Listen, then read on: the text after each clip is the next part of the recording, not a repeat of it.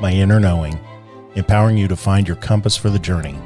We are dedicated to supporting you to rediscover and trust your natural ability to navigate life each day by sharing insight and experience through the lens of two professional communicators and their guests.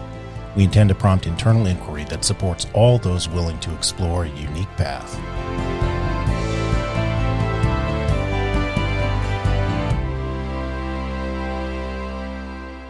We are so pleased to welcome Mandy Froehlich to My Inner Knowing today. Mandy is the owner and studio director of The Practice, a yoga and Pilates studio in Liberty, Missouri. She is a former personal trainer, which she did for 20 years. She has 500 hours as a registered yoga teacher. She has certifications in Pilates and nutrition, and a bachelor's and master's degree in exercise physiology. So we're pleased to welcome Mandy Froehlich to the podcast today and just want to get the chance to know you a little bit better and hear about your journey in life. How are you doing today? Good. I'm not nervous at all. Well, me neither. So yeah. Perfect. We're equal. Yeah. Well, we talk a lot about your inner knowing and what that means in different contexts. And so that's kind of the direction that we're heading today. But we really just want to give you a chance to help us get to know you a little bit better and hear your wisdom through this so far in your life. Why don't you tell us a little bit about yourself? All right. Well, today, who I am on this journey, I was thinking about, who I am and asking the question today, versus 10 years from now or 10 years ago from now. Mm-hmm. Would vastly be different. But today, the first thing that pops up is I'm a very curious person. However, I would have been that way 10 years ago. I've always been that way. I am a mom, a wife. I own a yoga studio called The Practice. And so I'm a yoga teacher. I used to be a personal trainer, passionate about movement of the body. It's always been fascinating to me. It's always been interesting to watch other people move and look at that in a non-judgmental way, just through the lens of curiosity. And I really love learning new things. Tell me a little bit more about the movement of the body and how you just said it's always been something that interests you, basically. So Tell me more about when did that start and when did you come to that realization? That's a good question. I hear stories from my parents that I would, as a kid, just dance and move and that was just kind of what I did. And I can vividly remember in high school, I would, by myself, go to step aerobics as a 15-year-old with middle-aged women at the time. It was called Aerobic Energy. And I loved going. I just loved and I would, watch the instructor and do the things. But I think back and I'm like, that is kind of interesting that I was just driving myself. I was probably 16 to a class that none of my friends were at, I didn't. Right. And I look back and I go, wow, yeah, I was totally curious and open to just trying things on my own. And that has evolved, decided to study exercise in college and get a couple degrees studying movement, understanding the muscles and the science behind it. And then working with people as a personal trainer and looking at movement patterns and what feels good and what doesn't feel good to that person and trying to understand their body and their movement in order to help them achieve a goal, whatever that might be. And then now as it's progressed to yoga, to me, that science along with just the philosophy and the art and the understanding of the wisdom practice that is yoga, just that has added more depth to how I study movement. And it's just been kind of a fascinating process to, when I look back at it, it's really, everything's kind of built on one another through the last 30 years or so, 25. When you said the wisdom of yoga, would you talk a little bit more about that? Because it struck me when you said it. I was like, I don't know what that means. So yoga is a 10,000-year-old wisdom practice. So, it's something that America knows as maybe more modern, more like, okay, some people brought it over in, 100 years ago, but it's been around for a very, very long time. So it's something that stood the test of time, the philosophies and then the movement, from what I know about that wisdom practice. Sure. It's interesting to think about it that way, but it makes sense to me because as a mental health professional, it's something that I've learned over the years is that our body does hold the wisdom, which is really even the point of the my inner knowing piece in this journey is learning to trust our body, right? And the information that it gives us. So it was just interesting when you said that. I was like, huh. Yeah. And I think that as I've been practicing yoga personally and then also teaching it to other people, students, it has really opened my eyes to how connected we are with what you're saying from the mental health perspective. Then I'm looking at it through the lens of even science and then also yoga. You could look at it energetically and as well as scientifically, but that we are so integrated in our bodies. And there's so much as we go down the journey of connecting with our body in a way that's maybe slowing it down or intentionally moving or feeling how our feet are gripping into the earth. And then that sends some energy through the spine and the crown of the head. And just the information that comes with the movement to me has been fascinating. Mm-hmm. Yeah. It's one of the things that I appreciate about you as a yoga instructor is all of the body cues that you give. I feel like during a class, I am continually learning more about my body.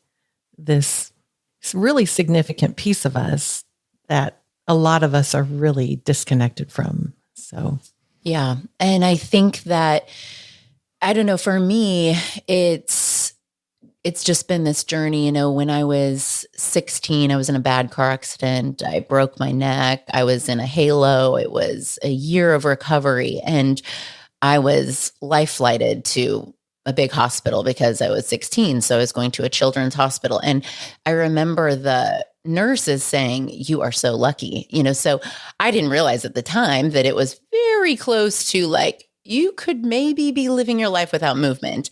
And it was a traumatic time in my life, but it was also, when I look back, there was such an opportunity for growth in the perspective of, oh my gosh, I could have spent the rest of my life without movement.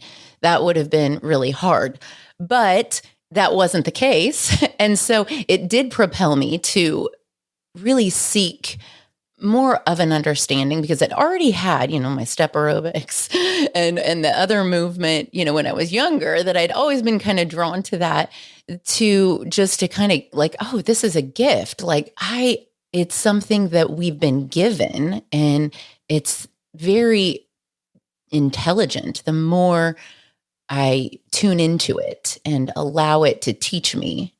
So. Thank you for sharing that. Yeah, there's a lot of emotion around that experience, isn't there? Yes. And it's okay. We're human. Yeah. Yeah. Yeah. Yeah. Sometimes the teaching that we get is not so easy, isn't it? No, but at the same time, I can look back at different times in my life that were hard, and I'm so grateful. They've taught me so much, and I wouldn't be where I am today without them. I wouldn't be sitting here, Yeah. You made a lot of choices, Mandy, with the things that you've been through to just keep trying to step into what can I learn from this, right? And it doesn't mean that there weren't times where that was a ridiculous thing to even consider. Like, what would I be learning from this? Right. But choosing to continue to be like, okay, there is something here. There's opportunity for learning in every single thing in our life. And it's what you chose. Yeah, I think, with each situation or each struggle, I think in the moment there's definitely that curiosity piece of like, well, what would it be like if I tried this? Because this is what I've always known. But could I allow myself to go here? And this is new. It's not familiar. It's a little scary, but what I've known hasn't really worked. So maybe I'll just kind of go this route. And when I think about the inner knowing piece, it's always been there. It's always been there, but I'm an Enneagram 9. I'm a people pleaser, and I really love doing things that make other people feel good. And I had to really work through a lot of that piece of, okay, the voice has always been there. The thoughts have always been there. Can I go against what I think other people want of me and do what I know would align better with where I need to go or what I need to do? And that's been a process as a people pleaser, but it's one that I've been really working on actively for about 3 or 4 years. What I started doing was journaling. So I decided that I would start writing down my thoughts or the voices that I heard or those little knowings. And I decided I'd just experiment and test them out. And so I'd write it down and I would go, okay, this is what's going on. And then, months or years would pass and I'd look back and I'd be like, wow, that was actually spot on. And it wasn't even like it would take me, when you talk about the journey, it wasn't like it's taking me from where I am to where I need to be ultimately. It just took me to the next best thing. Right. Which was really great. And I'm at this place now where I'm like, I don't know what the end is, but I know what the next one is.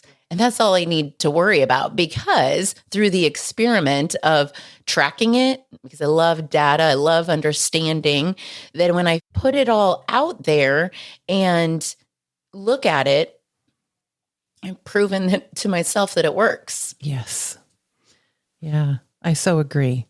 How I move forward today versus 10 years ago, completely different. Yeah. I have an idea of where I want to be, but I'm really just focused on the next step, right? Trusting that I'm going to get there if I just focus on the next step. Yeah. And what's been kind of cool is with the curiosity piece, I found life is just really fun when I look at it through that lens of, I know that this is the next best step, but I don't know where it's going to take me. Right. Let's go on the ride and see where I go. Where do I go? And I don't ever know. Yeah. And that has been a really fun way to live. Yeah. What's interesting, when you say that, I think, so there's been some release of the need for certainty. Yes. And that feels good. Yeah. Trusting that you have or are thoughtfully working on trusting yourself. Yes, for sure. Trusting myself. I had to prove to myself that what I knew was worthy or okay. That was that trust piece in myself. But then once that happened, and then I realized, wow, this is kind of fun. Let's just see what happens. I'd rather do that instead of what I did, previously, because I knew what that was. Yeah. And for me, it was a little bit of stepping into something new and trusting. I think the biggest piece was trusting that it was scary to go into, take a step that I didn't know because I'd never done it, but why not try? A little bit of blind faith of like, well, what's the worst that could happen? Because I've been through other things that have been hard. So, if this doesn't work out, I can always go back to it. Right. And then it's like, actually, this is pretty great. Yeah. There was a book that was very pivotal for me called The Surrender Experiment by Michael Singer. I read a few years ago, and he kind of goes through his whole story of 40 years of just kind of trusting kind of what comes up and the decisions that he makes and trusting those. And it was such a good testimony to me of a life that just and to me, it was very interesting because it was all very different. Yeah. And so it was definitely a pivotal book that helped me understand, from an aerial view of somebody else's life, that could be kind of fun to try out. Mm-hmm. There's a lot of talk, and Michael Singer and other people with a lot of wisdom out there about being able to let go. And it's just so hard. The surrender piece is so difficult for most of us. At least that's my experience, and sounds like what you're talking about. Can you share an example of when you weren't listening to, or questioning your own knowing? When I wasn't listening to it? Yeah. That's a good question. I can guarantee you there's a whole bunch of different things. I think that there was there was a period in my life where I was a trainer and at a gym, and I knew I needed to leave, and I stayed for about 2 years. And eventually one day I woke up and I was like, I'm leaving today and I need to do something else. And I knew that it was something that I'd been needing to do, but I just ignored it because it felt too scary to make a change. And it was just easier to keep doing the same thing, even though I knew I needed to do something else. And then in hindsight, knowing that I stayed longer, which was fine because that was a lesson in itself of, okay, this is sometimes how I process, and that's okay. I'm going to give myself some grace that I just needed that time. Maybe the next time it won't be as long. Maybe it'll be a little less. And that has been the case since. But it was very much a lesson of, I knew what I needed to do, but the fear of the unknown was great. And now the fear of the unknown is not as great. It's a little less. It's more fun, actually. It really is. Because the more I just kept testing it out, the more it was kind of almost like a game. Mm-hmm. Yeah. Joseph Campbell would be very proud of you. Oh. He's the one that I quote about the tiger's lair in the dark cave. Yeah. And the dark cave is what holds the treasure that we seek, right? But that's so hard for us to step into the unknown. For sure. Yeah. Yeah. They're both uncomfortable. It's just one's familiar and one is not. Yes. Yeah. Yeah. Yeah. So getting to know it, I think, is helpful because then you get familiar with the unknown. Right. And that gets a little easier. Yeah. Sure, you go out on that treasure hunt and find a few jewels in the dark cave, and all of a sudden it's like, hey, I might be able to go back in again. Yeah. Yeah. It's not so bad. It's not so scary. And yeah, I think it's a lot of courage. I mean, I can look back and go, wow, that was hard. I was fortunate, though, to have some great people surrounding me that I trusted to, I always felt like the people surrounding me were they could see some things I couldn't see. And so there was encouragement. And I think that was very pivotal, very helpful in the season to be surrounded by people who also had maybe walked the journey and were ahead, and also meeting new people who were in the journey. Absolutely. To feel supported. I'm not the only one that is trying to uncover more about myself. Can help us feel less scary. Yeah. Yeah. And when you were talking, I was thinking about all the shoulds and supposed tos. And how when we're considering stepping into something different, that there's so much story, right, that we're carrying. Well, I should do this. I'm supposed to do that. When you think about some of those stories, whether it's recently the changes in things that you are experimenting with or something that's older, what are some of those shoulds and supposed tos?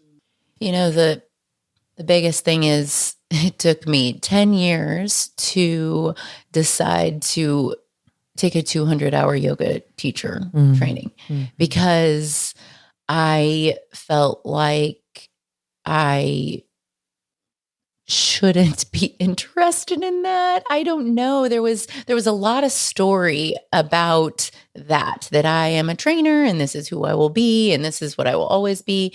But I always loved being on my mat. I love being in a yoga class, experiencing that movement that was very mindful and connected. So to take that step and to do that and then to go, oh yeah, this is good. And it doesn't actually matter what anyone thinks. The people pleaser in me, doing that for myself and some encouragement from my husband and other people that were around me that, my husband was like, well, you've been talking about this for 10 years. You should just go ahead and do it.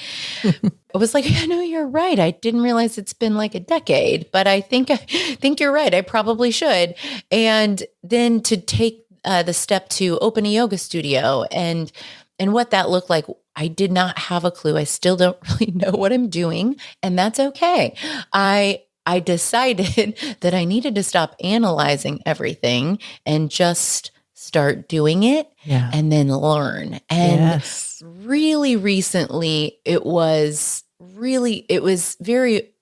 became more aware that if I tried something and it did not work or it failed, that I was not the failure, that it was just something I tried, I gained information, and then I could figure out what my next move was. Right. And those things led me to something else.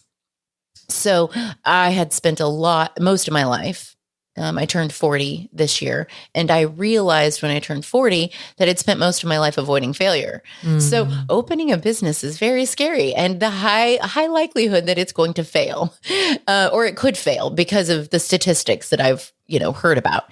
So I realized I think I'm just going to go ahead and try it, and if it doesn't work out, I know that it'll serve a purpose. Right. But I could not live anymore letting the fear of failure dictate my decisions. Right. What do you think the turning point was for you in that, which is finally making that decision? The fear of failure is not going to keep me from trying this, from experiencing the challenges that are ahead. That's a good question. I want to say 40. I turned 40 and I was like, whoa, the reflection. It was just this age, how long I've been on this earth and what I've been doing with my life and being able to look back and be grateful for it all. Yet at the same time, not wanting the next 40 years to be the same, to make that change. So as cliche as it sounds, it's kind of like, was it a little midlife crisis of this is how I've been living, this awareness of that living smaller just because of the fear. Because I can look back to when I was in high school, had an interest for maybe running for student council. I wasn't going to do that because I might not win. So I just won't do it. Right.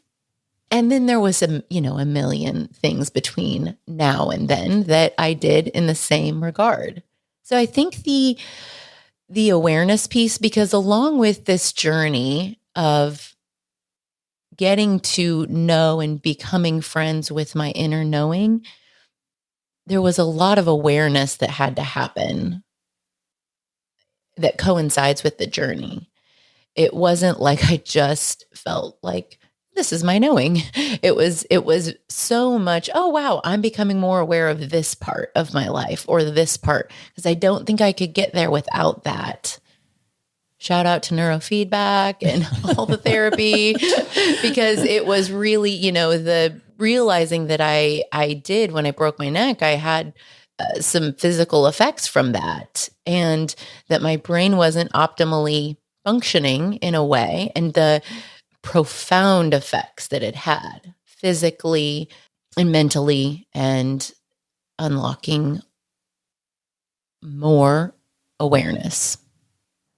There's a lot of moving parts, Mm-hmm. a lot of pieces to the puzzle, I guess. Yes. Something that's interesting about that and this process that you're talking about to me is I hear you learned some grace, which was for yourself in that process, and looking back to, decisions that you made or times that you hesitated, even for a decade. When do you think, or what was the process for learning to give yourself that grace? That's a very good question. I think it was seeing other people give themselves grace, and that taught me, well, is it really helpful to beat myself up about it? No, I don't think so. There's actually nothing productive about that. And I do like to be productive. So it felt good to see other people witness that they were giving themselves grace, and then to try that on for myself and go, that does feel better. Sure. Looking at the big scope of your life, this, in retrospect from this point where you are, having opened up the yoga studio, it's successful, things are taking off in social media for you, all those things. And I want to hear more about that, but we go back to the earliest recollection that you've given us today, which is I was always moving. My parents told me, I love to dance and all these things. And it's funny, that innate wisdom that comes when we come into this world, how that in your life has translated all the way forward. Were there times, whether a teenager or in college, where you forgot about that? Oh, yeah, for sure. So part of this whole journey was I danced. I took dance lessons as a child, and I danced in high school. I danced in college. A lot of hours dancing. Loved it. Loved it to be around other teammates, and we were doing a thing together, and it was enjoyable. I graduated college, stopped dancing with the team, and got married and had kids, and for a long time did not dance. I was just talking to my husband about this the other day. I said, we would go to weddings and I would not dance. I blocked it off. And I don't know if I have an answer for what that was, but just interesting that you ask that, because it was kind of like I took a period of time where I did not do that in public, or I just didn't feel, I don't know if it was like, okay, now I'm a mom and I need to do the things and I need to be serious. And I wasn't giving myself freedom to have fun, because it is fun for me. That was interesting. And then the reintegration to that recently, I started, my yoga mentor she calls it a family dance. And I was curious about this family dance class, and she lives 2 hours from here. And one day I decided to go to that class. I did not know anything about it, but I was like, I like dance. And she said I should go. She encouraged me. So I show up, and she turns on the music, and she comes and whispers in my ear and says, just dance. So for an hour, I just freestyle danced with, I don't know, 8 other people that I didn't know. And it was different music, and it was a journey, and it was amazing. It was so good. And it was just a reinforcement that is something, I mean, I guess I knew I needed to do it, because I was like, I don't know why, but I think I need to get in my car and just go do this, drive 2 hours to her 1 hour class. And it was a reinforcement, 1, to trust my inner knowing, and 2, I really like dancing. If I'm doing that, I'll be able to get into it for a little while, and then all of a sudden my brain is kicking in. The computer is saying, people are watching, you're really bad at this, you're fat, you look silly, with those sorts of things. How do you, when you got to the end of this and had this tremendous experience with people you didn't even know? Yeah. How did you get past it was fascinating, because it is a movement meditation. So I realized some old stories popped up right away. I started looking at other people, and I realized that I was looking at them because I was going to copy them. Or that was kind of the programming. And I was like, nope, so I made a commitment to myself within the first minute or two when the music turned on and we started dancing that I wasn't going to look at anybody. Wasn't going to, they might have come into my vision a little bit, but I was going to stay within my body and I was not going to look at them if I could help it. I wasn't going to focus. I was going to just take this time to dedicate to what is the right move for Mandy. And it was emotional. I mean, there was tears at some points, but it was great because it was like, I can do whatever I want. And so for me, the parallel, the same thing with yoga is there's so much I learned on my mat in yoga, and this dance taught me that I really love how it feels to feel free in my body and to make a choice that can't be wrong. It will be the right choice. And who cares if anybody sees me? I don't care. It was for sure this people pleaser in me. It let that go a little bit. It was an exercise. And I don't think I realized that till I'm telling you right now that it definitely helped lessen the effects of, this fear of judgment of others, because I'm dancing around. They are too. So we are all energetically supporting each other too at the same time, because we're all working with everybody that had been there before. I was the only new person.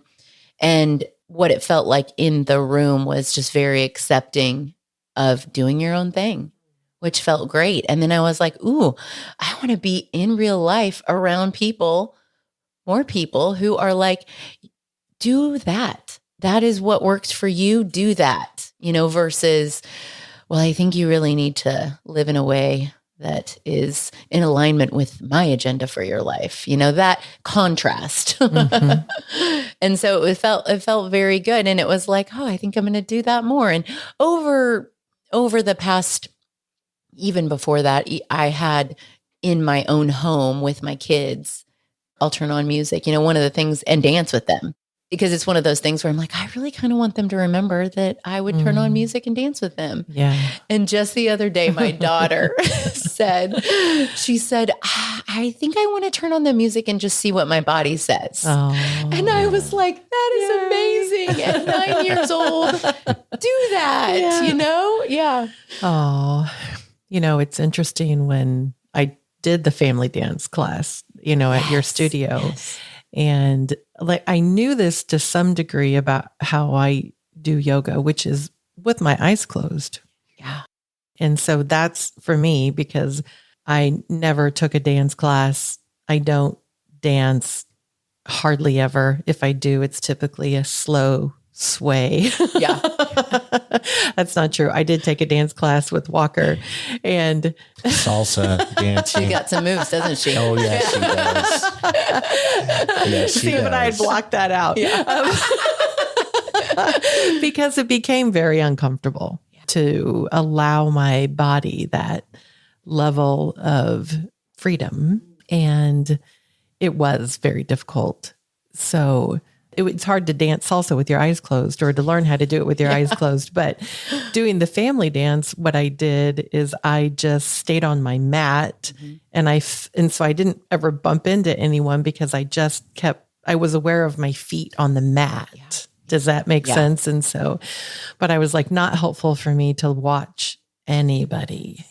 Just try to learn to move my body and not judge myself was hard, but absolutely teaching me the level of uncomfortableness that I still have. Yeah. Mm-hmm. Yeah. Well, the awareness piece. And I will often say sometimes, I always cue eyes closed at different points in a yoga class.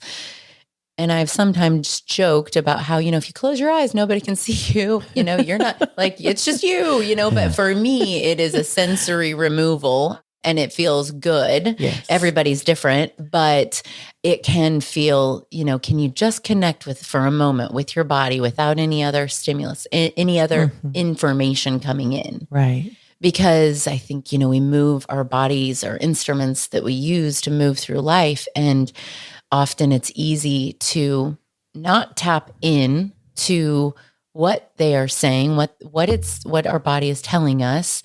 And what's been helpful for me is to take moments where I'm typically by myself. It could be in a class too, but where I'm really just like, all right, what do you need today, body? Mm-hmm. Okay, let's move this way. And the other week I was like, let's try this. Let me know what you think. I tried it the other day. It felt like garbage. Today it feels a little less garbagey, right. And what that taught me was every day is different in the body. It's going to bring something different, which is kind of cool and keeps me interested because it's never the same. And then it's fascinating that, wow, that feels a little better. Mm-hmm. Huh. But the body always adapts. It's adapting to stillness. It's adapting to movement. And I think that's the most fascinating piece. One of the reasons also that I got into yoga was I took my very first yoga class, and I will say the first yoga class I took, I did not like. And it was a style of yoga that does not resonate with me. And my body hurt pretty bad. And I was in my early 20s. And then 15 years ago, I took another class, and it was a different style of yoga. And it really felt like, oh my gosh, where have you been? Mm. This feels really good. What style of yoga was that? The style of yoga that I like. Yes, that spoke to you. Oh yeah, it's called prana flow, and it really encompasses all the elements: fire, earth, air, water, fluidity. It felt very global and very complete. And, this is where I was going with all that. The first yoga class I did in that class, that was 15 years ago. She had us do a posture, and it was a deeper squat. It was a yogi squat. And I was next to a gal who was probably in her 60s or 70s. And this is very often over the last 15 years. I'll go to different studios when we travel. I love to try new studios, and it's always inspiring, forever inspiring to see women or men who are right next to me, and they're in their 60s and their 70s, and they're doing it, and I am not. Mm-hmm. And that moment in my 20s, and I was like, wow, she can do that. And because this story that is very popular is, as I age, my body is just going to age with me, and I'm going to be able to do less and less and less. Mm-hmm. And that story has constantly been challenged because of the testimony of the people moving next to me. And I can't help but look, you're on your yoga mat. You shouldn't look at the person next to you, but I'm inspired by it because it challenges that story. Mm-hmm. It doesn't have to be that way. Right. And I'll often have conversations with these people, and they might be in their 60s or some are in their 70s. I went to a workshop last summer, and a gal was 80 something, and she was doing a handstand. Wow. And it was like, and I'm not saying like, this is the, epitome of like what you need to do. It was just like, wow, that's really cool.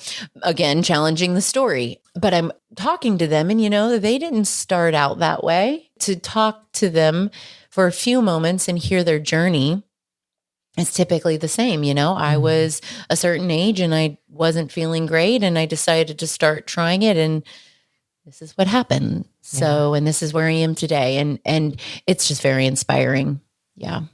In your yoga studio, do you have a variety of people that come in, looking at it from the outside? So I imagine fit people in tight fitting, clothes, and, that's not where I am. And so do you have a breadth of people with different fitness levels and different histories and things come in? Absolutely. Oh yeah. There's all walks. And that's what I love about it too. There's different classes that we offer. So I like all the things yoga. I like the yin, the restorative. We have a class called stretch and release. We have some flow classes. We have some slow flow classes. We have some yoga classes. And it really brings different people into those classes, but it's been very cool to see people who are new to yoga. And within our community, there's not a lot of yoga studios. So for the most part, people are new to yoga. And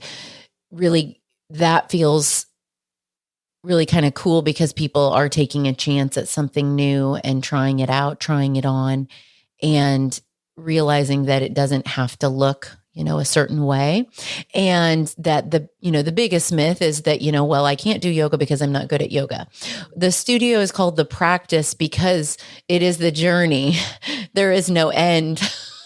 What you said earlier, that it's we start somewhere, and the first step, I think, is the hardest, just taking the step in trying it out, trying to see, okay, what's the resistance here within me, but I'm going to try this anyway. And that I might not be good at yoga because I don't practice yoga. And there is some concepts in yoga where we just do the thing. We just do the thing. It's called abhyasa, and it's just doing the thing and letting go of the result. Just allowing ourselves to do the process, do the thing without an expectation of an outcome. And that can kind of feel cool because if we let go of the outcome, we can just work on enjoying the practice or the journey. How do you convey that to the people that are coming to you? For example, if they're out of shape, they haven't worked out in a while, or maybe in decades. I could see there being a lot of resistance, lack of recognition of the difference between the brain and the body mind, your inner voice, right? Mm-hmm.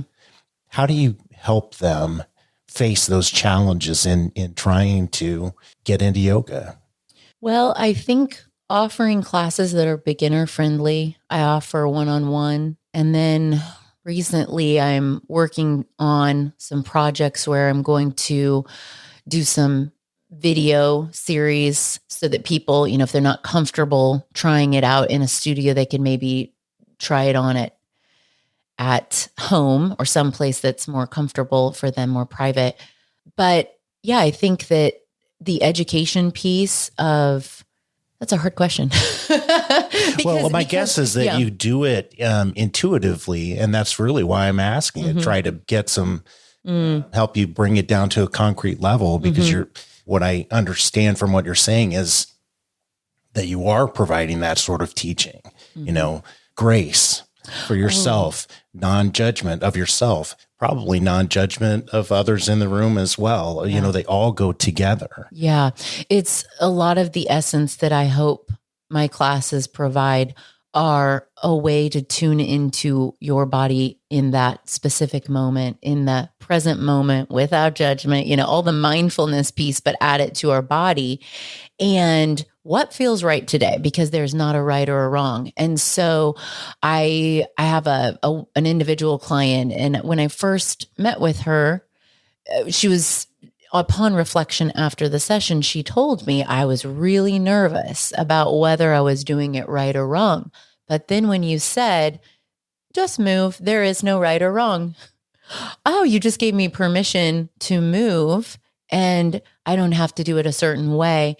And, I graduated from when I graduated in grad school in 2005, there has been a lot of shifting in the fitness industry, as well as how I'm stepping into yoga. Yoga has always been that way. It's been that wisdom practice within your connecting with your body.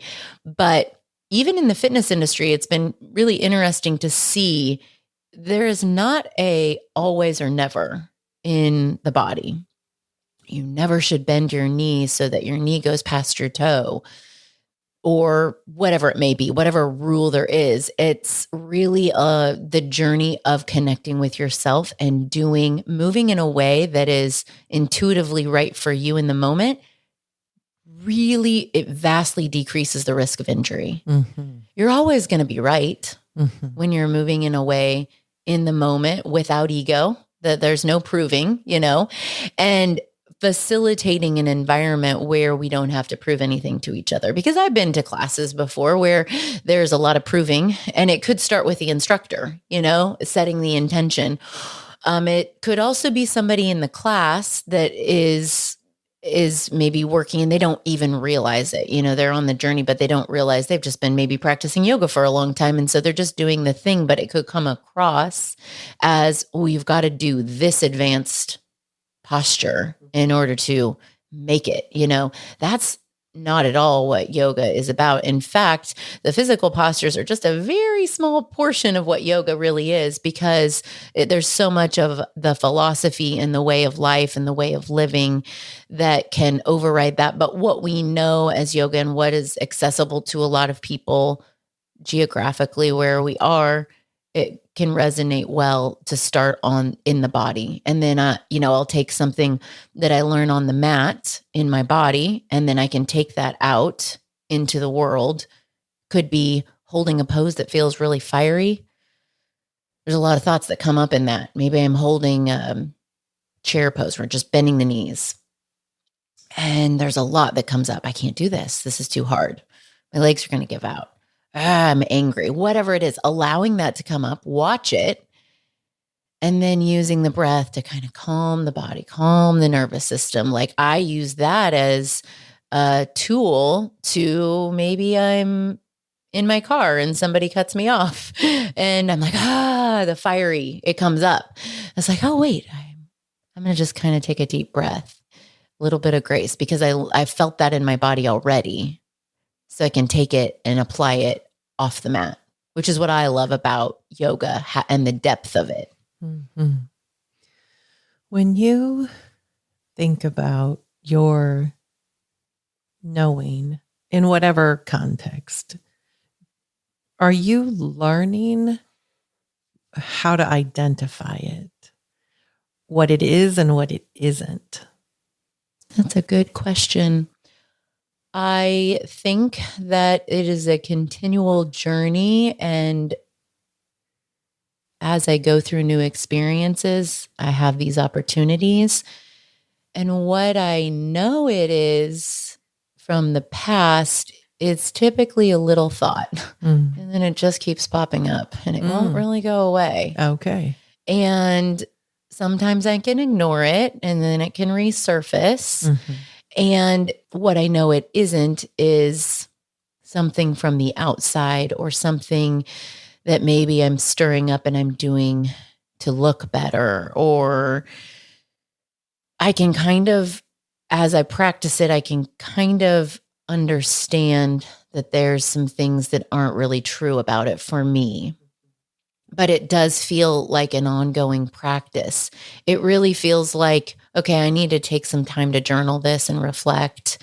And I don't know. The other thing, I guess, is it's kind of like a whole body thing. Like I'll feel it. I'll think the thought. I'll hear it. I'll feel it in my body. And I can't really describe how I feel it in my body other than it's just a big awareness.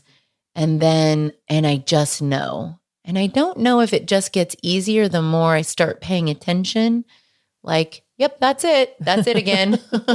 That's what that felt like. And that was right for that moment. And so I don't know if that's helpful. Yeah. How about you, Theresa? Yeah. Oh, so I would say similar in regards to it keeps popping up. For me, there is a settledness in my body that I feel. It feels clear. I recognize probably the majority of my life until, I don't know, maybe 10 years ago, I was always anxious and it was always in my gut. And I just thought that is what my experience of life was. And then as I delved deeper into my work and started understanding that there was a knowing, which was different than planning, because I was a good planner and then things didn't work out like I planned. And so I would question myself, well, what did you maybe not pay attention to? What information was there? And then in that process, started becoming more aware of what my body felt like when I felt clear, when it felt authentic, when it felt not about ego. And then I had the contrast. I had this experience, I don't know, maybe 10 or 15 years ago, where someone asked me to do something that I felt excited and honored and uneasy about. And I was sitting there and I noticed that I was like shaking, like my hands were shaking. And I was with a colleague and I was like, I don't know what that is. And he said, I think that's excitement. And I said, I don't think it is. Actually, I think that's ego. And so for me, what I know is that that is what it is for me.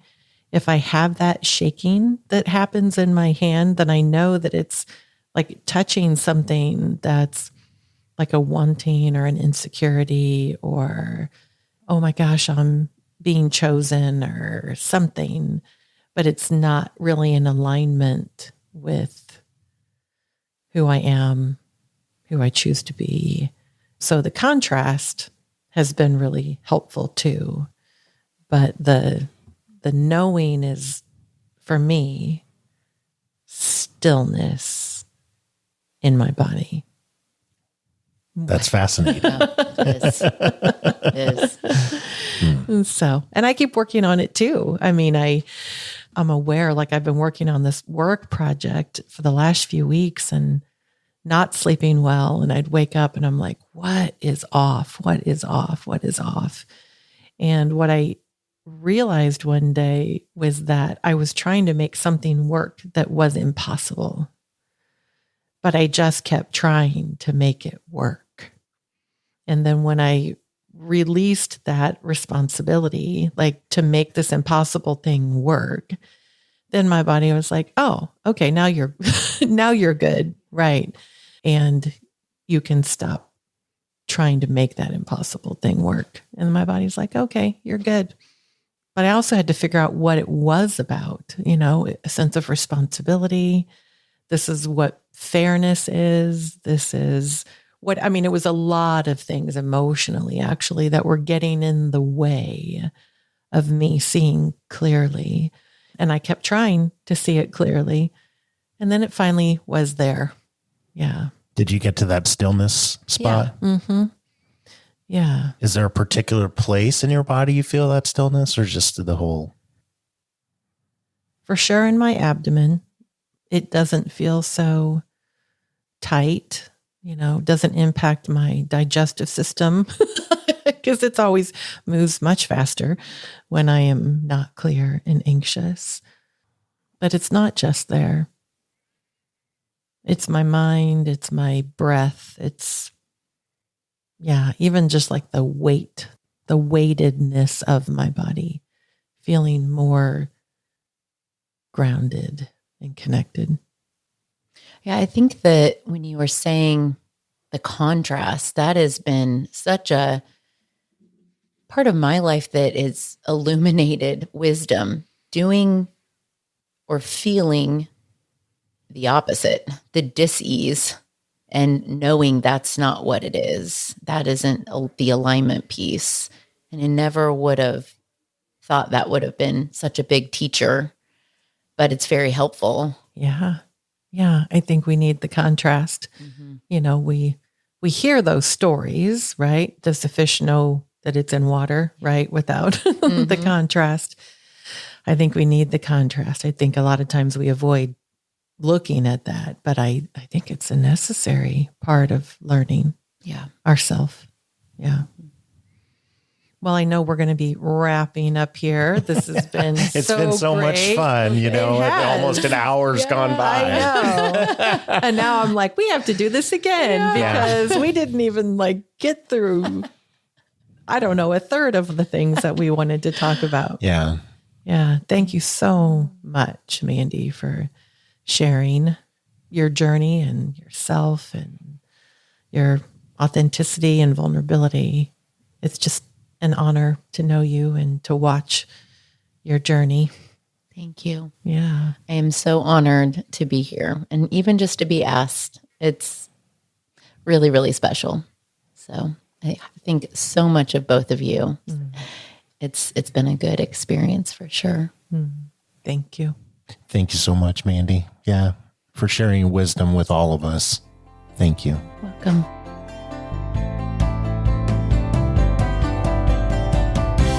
Thank you for joining us today.